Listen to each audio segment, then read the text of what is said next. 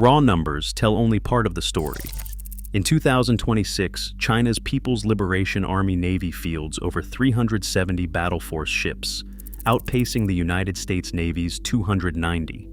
This headline figure has fueled debate across military circles, but the reality beneath the surface is more complex. While the planned ship count is larger, the United States Navy still commands a greater total displacement, about 4.5 million tons compared to China's 2.5 million tons. That gap is not just a technicality, it reflects the very different composition and strategic roles of each fleet.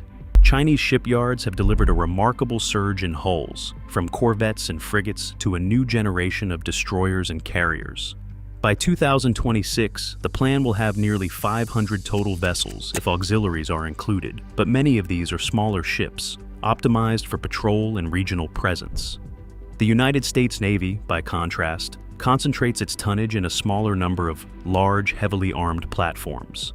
11 nuclear-powered supercarriers, each displacing over 100,000 tons, anchor the American fleet. The plan's largest, the Fujian, is about 80,000 tons, impressive by any standard, but still dwarfed by United States flagships. Submarines and destroyers further illustrate the divide.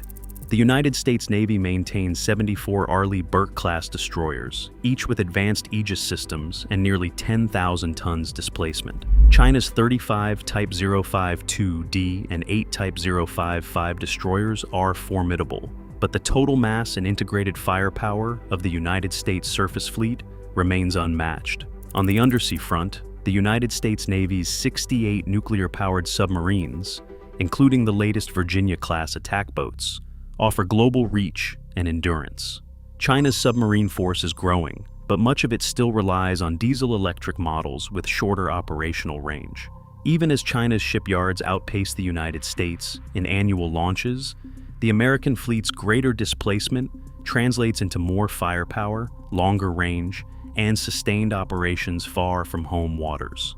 This difference is not lost on planners in either country. For Washington, shrinking hull counts have triggered urgent debates about shipbuilding budgets and industrial bottlenecks. For Beijing, the challenge lies in converting numerical strength into true blue water capability. The numbers are striking, but they are only the beginning of the story. Aircraft carriers remain the centerpiece of naval power in the Pacific, but not all carriers are created equal. The United States deploys 11 nuclear-powered supercarriers, each designed for sustained high-tempo operations far from home ports. At the heart of this force are the Gerald R. Ford-class carriers, technologically the most advanced warships afloat. The USS Gerald R. Ford, commissioned in 2017, set a new benchmark in sortie generation. During a 2025 combat trial, the Ford class delivered up to 120 combat sorties in a single 24-hour period, a figure no other Navy has matched. In steady-state operations, these ships routinely support 12 to 14 sorties per day, thanks to electromagnetic catapults, advanced arresting gear, and a flight deck optimized for simultaneous launch and recovery cycles. A retired U.S. carrier commander described sortie rate as the currency of naval warfare, the ability to put jets in the air again and again under combat conditions. By comparison, China's carrier fleet is young and evolving rapidly. China's People's Liberation Army Navy now fields 3 carriers, Liaoning, Shandong, and the newly commissioned Fujian. The Fujian, entering service in 2025, is China's first carrier equipped with electromagnetic catapults, closing a critical technology gap. With a displacement of about 80,000 tons, the Fujian represents a leap forward for China's Navy, but its air wing is smaller, typically around 40 aircraft. During its sea trials, the Fujian demonstrated a maximum of 30 to 35 sorties per day under ideal conditions. In realistic operations, analysts estimate the daily output closer to 10 to 15 sorties, limited by the size of the air wing, maintenance cycles, and the pace of pilot training. Pilot experience is another constraint.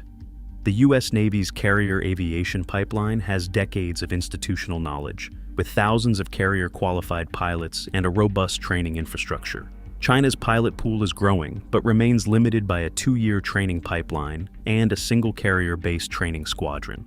China's People's Liberation Army Navy has set an ambitious goal of 6 carriers by 2035, but scaling up qualified air crews and support staff will take time.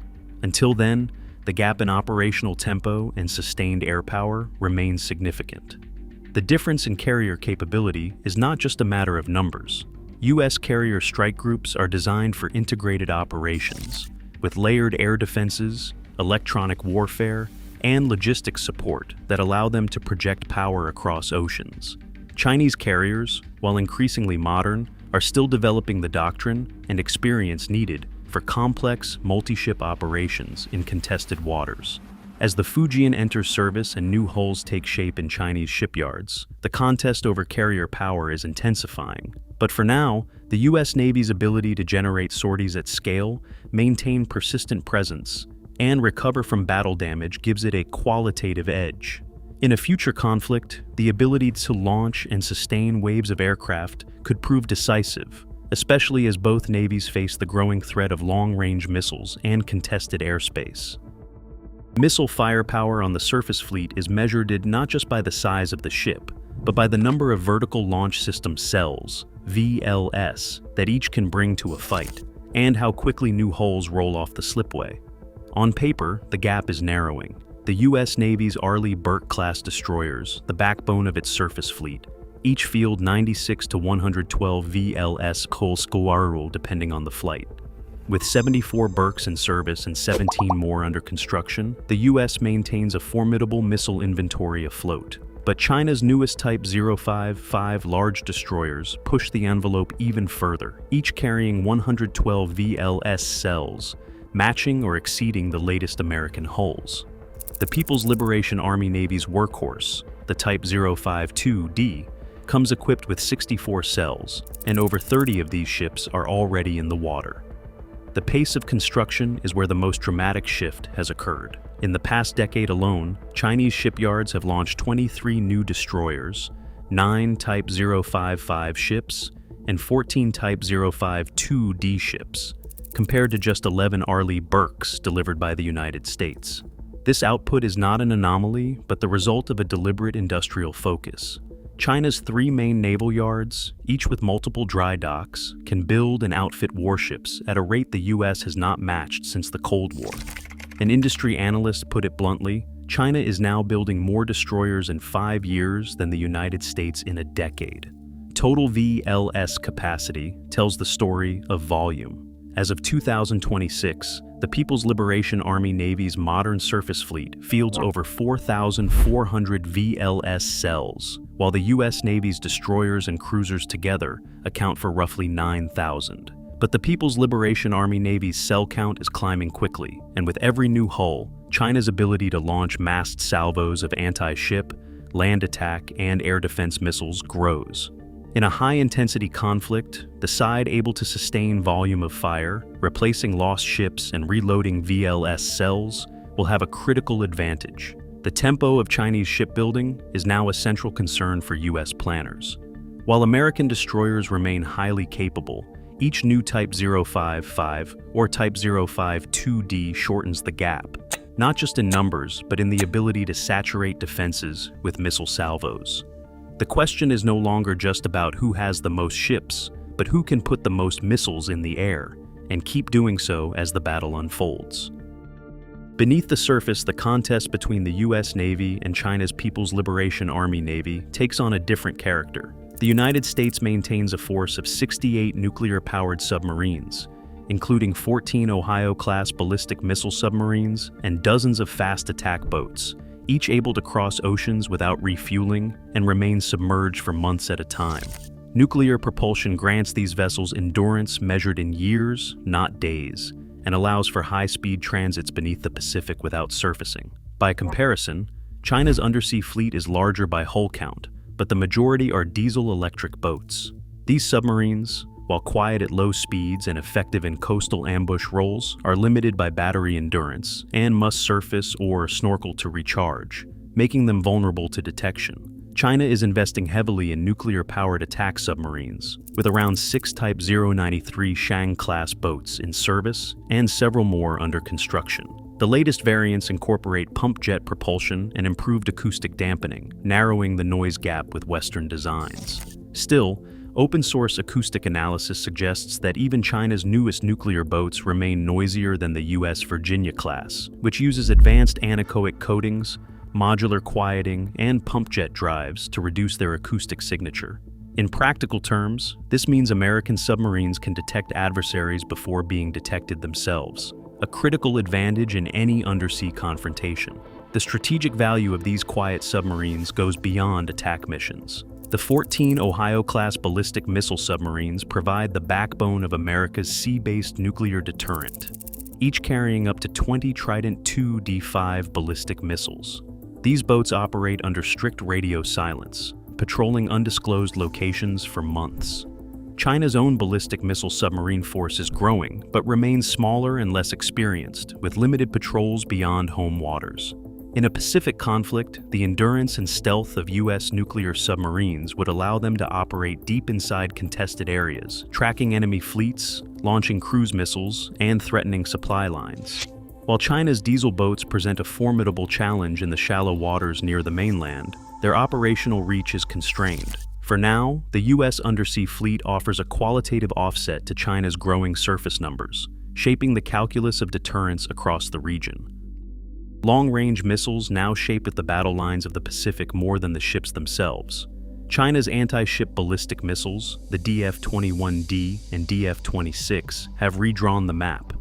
The DF-21D, often called the carrier killer, is designed to strike moving naval targets at distances up to 1,800 kilometers, far beyond the reach of most traditional anti-ship weapons.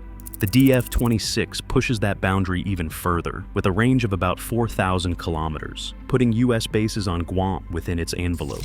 With these systems deployed along the Chinese coast and on mobile launchers, the first and second island chains are now ringed with overlapping missile coverage. For U.S. carrier strike groups, this creates a standoff dilemma. To avoid the highest risk zones, American carriers must operate well outside the range, where they can launch and recover aircraft at maximum tempo. The effective no-go zone for a U.S. carrier now stretches roughly 1,500 kilometers from the Chinese mainland. Inside that bubble, the risk of a successful missile strike rises sharply, compressing both the operational space and the time available to respond. American planners have responded with new countermeasures. The long-range anti-ship missile, LRASM, gives U.S. surface ships and bombers a standoff capability of their own, reaching targets out to 300 kilometers with advanced guidance designed to evade defenses. The SM-6 missile, deployed on Arleigh Burkes-class destroyers, can intercept incoming ballistic and cruise missiles and also strike ships at ranges up to 250 kilometers. These weapons, integrated with the Aegis combat system, form a layered defense meant to thin out incoming salvos and strike back at launch platforms before they can fire again. Still, the balance is not symmetrical. Chinese missiles can reach out to the second island chain and threaten critical forward bases like Guam, while U.S. countermissiles have shorter reach and must be launched from assets already at risk. The result is a shifting theater geometry. U.S. forces are pushed outward, sortie rates fall, and the calculus of risk changes for every operation near the Chinese coast. In any future conflict, the ability to operate inside or outside these missile envelopes will determine not just who holds the initiative, but how quickly losses could mount. The Pacific is no longer just a contest of fleets. It is a contest of range, precision, and the shrinking margin for error. China's shipyards now dominate the world, launching over 23 million tons of new vessels each year, more than 230 times the U.S. total, and accounting for 55% of global output. This is not just a matter of scale, but of readiness. Chinese doctrine treats commercial yards as a strategic reserve, able to shift up to 40% of their workforce to warship construction within months. In a normal year, over 1,800 ships are under construction in China. With a mobilization order, that number climbs past 2,200 as state financing and reserve lines come online. By contrast, the U.S. Navy relies on just a handful of legacy yards: Electric Boat, Newport News, Ingalls, and Bath Iron Works. In 2025, these yards delivered only 5 new Navy hulls. Nuclear submarine production is especially tight, with just 2 yards, capped at 2 or 3 boats per year, each taking up to 24 months. The skilled labor pool has shrunk to 13,000, and only 3 domestic suppliers provide naval-grade steel. Delays are routine. The Columbia-class submarine program is now 6 years behind schedule, with the lead boat's cost topping $9 billion. The Navy's fiscal year 2026 budget requests $71 billion for shipbuilding, aiming for 19 new ships, but reaching the 381-ship goal by the mid-2050s would require a sustained net increase of 6 to 7 ships per year, far above current output. Congressional caps, supply chain bottlenecks, and workforce shortages threaten these plans. As one maritime industry analyst notes, the real advantage goes to the side that can rebuild faster, not just at the start of a war, but after the first week of losses. The Pacific's balance of power depends not just on ships, but on where they are stationed and who stands behind them. The United States Navy projects force through a web of forward bases that stretch from Yokosuka in Japan, home to a permanently assigned carrier strike group, to Guam, which anchors American submarine, bomber, and logistics operations deep in the Western Pacific. Kadena Air Base on Okinawa and Andersen Air Force Base on Guam extend air coverage and rapid response capabilities across the region. The Enhanced Defense Cooperation Agreement with the Philippines now grants United States forces access to 9 sites, placing assets within reach of the South China Sea and the Taiwan Strait. Allied navies are moving in step.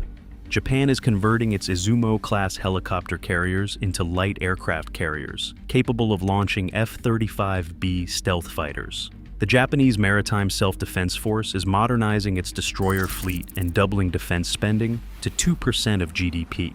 Australia, through the AUKUS partnership, will field nuclear-powered attack submarines by the early 2030s, and has opened its northern ports for rotational United States deployments.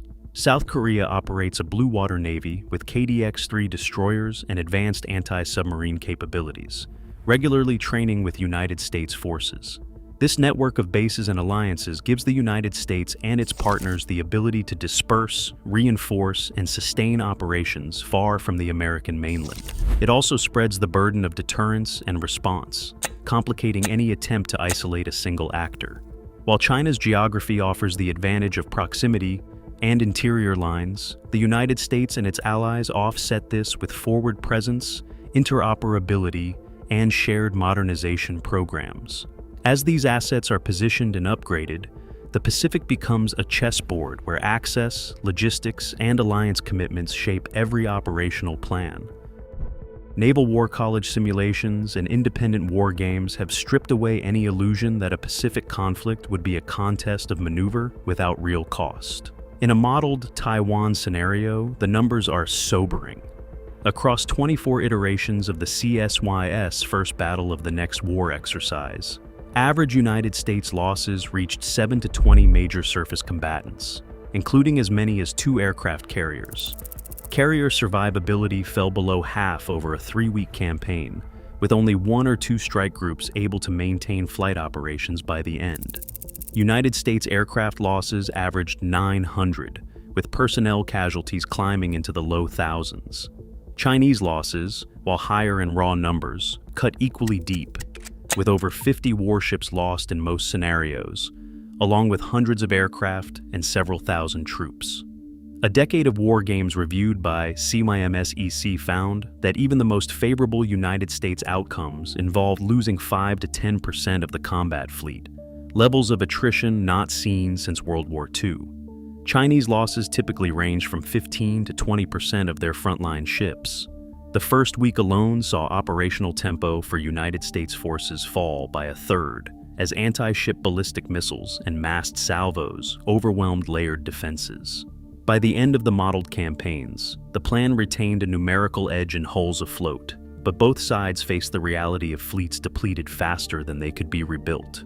One Naval War College analyst offered a stark warning. These are not hypothetical losses. They are the minimum price of entry for either side. The numbers clarify what's at stake. In a war over Taiwan, industrial capacity and the ability to absorb losses would become as decisive as technology or tactics. The Pacific's balance of power is not just a matter of ships on paper, but of how many can be replaced after the opening salvos and how quickly each navy recovers from the shock of modern attrition.